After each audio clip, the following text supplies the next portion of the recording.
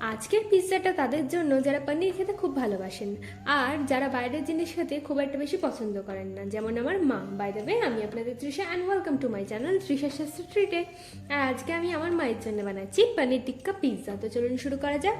Paneer tikka pizza বানানোর জন্য প্রথমেই আমি এখানে একটা বোল নিয়ে নিচ্ছি আর এর মধ্যে 2 চামচ মতো টক দই দিয়ে দেবো। এবার এতে একে একে 1/4 টেবিল চামচ মতো হলুদ গুঁড়ো, 1/2 চামচ কাশ্মীরি লঙ্কার গুঁড়ো, 1/2 চামচ মতো ধনে গুঁড়ো দিয়ে দেবো, স্বাদ মতো নুন দেবো, 1/2 চামচ মতো আদা বাটা, 1/2 চামচ মতো রসুন বাটা, 1/2 চামচ মতো গরম মশলার গুঁড়ো দেবো, 1 চামচ মতো কসুরি মেথি দিয়ে দিচ্ছি আর 1 চামচ মতো তেল দিয়ে দিচ্ছি। এবার এগুলোকে আমরা ভালো করে মিশিয়ে নেব। এবার এতে 100 গ্রাম মতো চৌকো করে কেটে নেওয়া পনির দিয়ে আবার ভালো করে মিশিয়ে এটাকে 1 ঘন্টার জন্য অন্তত রেস্টে দেবো। দেখুন 1 ঘন্টার মতো রেস্টে দিয়েছি। এবার প্যানের মধ্যে বাটারটাকে লাগিয়ে নিচ্ছি আর প্যানটাকে খুব ভালোভাবে গরম করে নেব। এবার পনিরগুলোকে আমি এর মধ্যে দিয়ে দিচ্ছি আর দিয়ে ভালো করে আমরা ভেজে নেবো, কিন্তু বেশিক্ষণ ভাজবেন না, বেশিক্ষণ ভাজলে কিন্তু পনিরগুলো শক্ত হয়ে যাবে। দেখুন আমাদের পনিরগুলো ভাজা হয়ে গেছে। এবার আমি একটা বোলের মধ্যে এটাকে তুলে নেব।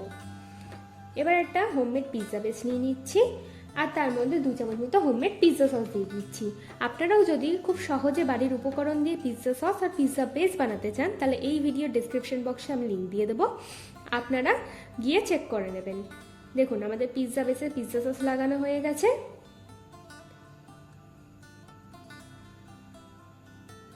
এবার আমি এর ওপর চিজ দিয়ে দেবো। আচ্ছা, আমি এখানে মজারেলা চিজের ব্যবহার করেছি, আপনারা যে চিজটা পছন্দ করেন সেই চিজই দিতে পারেন। এবার আমি পনিরগুলোকে দিয়ে দেবো।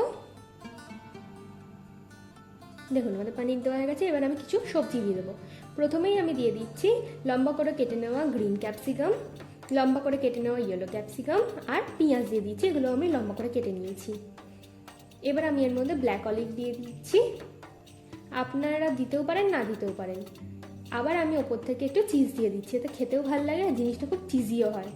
এবার একটু অরিগানো দিয়ে দেবো আর দেবো চিলি ফ্লেক্স।